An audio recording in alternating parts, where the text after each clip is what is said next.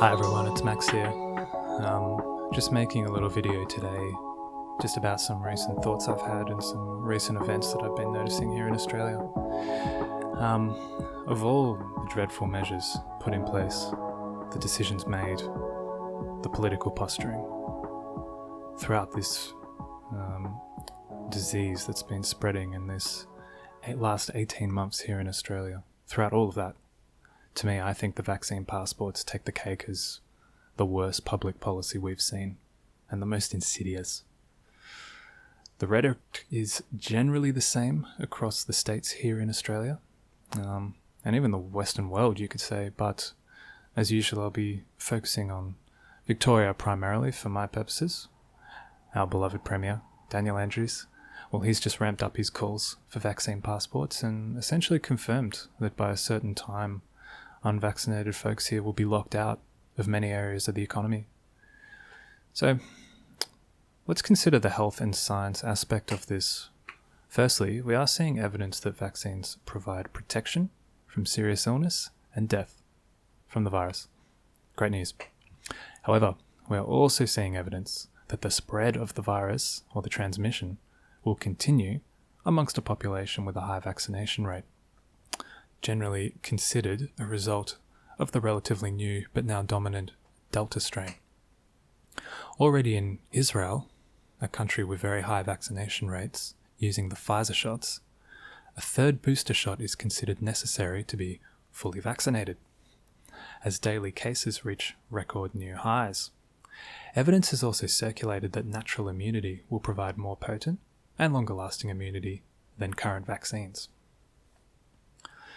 Therefore, I would of course suggest to anyone who believes the vaccines to be safe that they should go out and get one to protect themselves from the virus. If they're scared, I would absolutely suggest that. But this rhetoric coming from our political leaders about universal vaccination, it just doesn't make sense to me. So consider this hot take from our Premier Daniel Andrews on September 5th. And I quote, "If you are double dose protected with either of the vaccines available, you are almost certain to avoid very serious illness." But if this truly is the case, then by such a time that everyone has had a chance to get a vaccine, are they not safe from the virus? Have they not received the protection needed from us and unvaccinated swine? And consider that at the time of writing, the vulnerable people in society, the ones who were previously dying of the disease here in this country, well, they've had ample opportunity to go out and get a vaccine. Now we're just trying to get through to the rest of the population. So, with fully vaccinated folks running around in a free society, they will be passing the virus between themselves anyway. And supposedly, they would be able to infect anyone who we're trying to protect, the vulnerable, the old. So, is the risk that an unvaccinated person, who could, I suppose, go out and catch and transmit the virus more readily, that's the often cited claim, despite being disputed, is the risk of them being out in the community much greater a risk than a fully vaccinated person being out in the community? Is this risk so big that it is actually truly worth creating second-class citizens out of? Is that the most proportionate response? To me, the morality of this speaks for itself. It is, of course, totally immoral, especially in a free liberal democracy. Only the most extreme cases, I would have thought, could possibly call for such drastic measures. But here we are, willingly walking into medical apartheid without a proper explanation as to why. But the politicization of the issue has allowed these tribalist notions to feed an increasingly authoritarian and discriminatory approach to public health policy. I have felt, since the advent of these vaccines, that a passport system would be almost impossible to implement for any length of time due to the economic cost of them. Consider potential labour shortages, as we've been seeing in the United States, consider just a drop in economic participation, coupled with a drop in government financial support.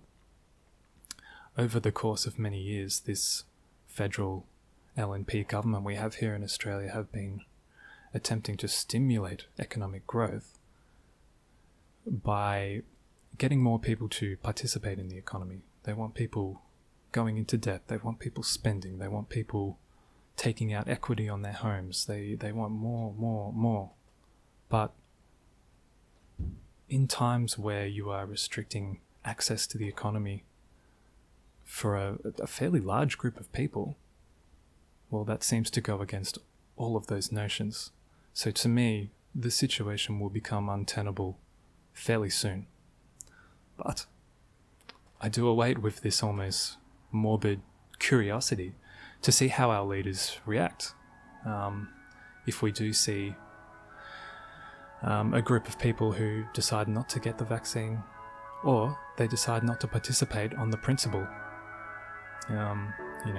Maybe some people are waiting for Novavax. Maybe some people just will not accept that this sort of society could exist, and they'll just choose not to participate. So, in that event, what kind of outcomes are we going to see? Will there be a jump in crime? Will we have illegal, unlicensed venues operating out of garages? Will businesses on a wide scale fail to comply with these measures, as they already are with check-in systems and mask mandates? Will support be stripped away? Government support, that is, for unvaccinated people. Will we see poverty? How will our leaders react? How will the people react? Will it be more vitriol, more suspicion, more anger, and more division? Or will it be pragmatism and understanding and kindness? Only time will tell. Just in the last couple of days, though, I have noticed a slight pivot in the messaging around vaccines. For a long time, it's been about protecting other people. Go and get your vaccine so that you won't spread it to someone who's vulnerable. Well, that argument is obviously becoming a little bit untenable. So we're actually going full circle. It's back to flatten the curve, and particularly this one, protect the health system. Remember that 18 months ago? But let's go back to that. Protect the health system.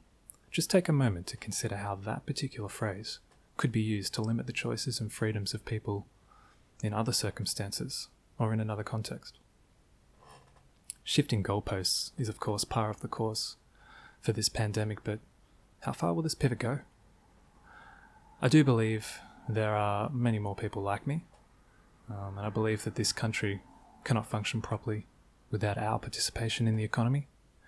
And of course, as mentioned earlier, we haven't been given a satisfactory explanation as to why we have to participate in what our health minister, Greg Hunt, called the largest clinical trial ever.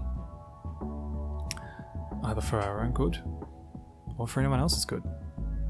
Instead, we're facing increased coercion, blackmail, and a campaign to isolate and banish us from society. This sort of move is something that I imagined would shock anyone living in a free society. But as we speak, as we go about our lives, our society becomes less and less free every day.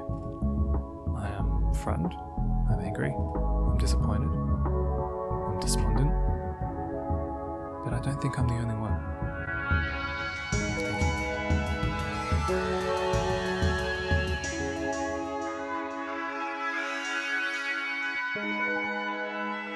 Thank you.